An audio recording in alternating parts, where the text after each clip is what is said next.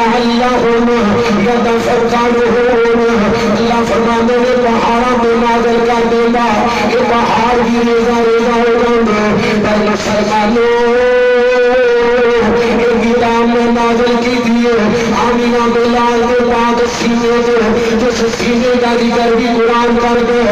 اللہ فرماتے ہیں علم نشرح لك صدرك ووضعنا عنك وزرك الذي أنقض ظهرك ورفعنا لك ذكرك.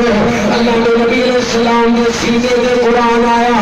اللہ فرماتے ہیں اقرأ باسم ربك الذي خلق خلق الإنسان من علق. اقرأ وربك الأكرم الذي علم بالقلم علم الإنسان ما لم يعلم.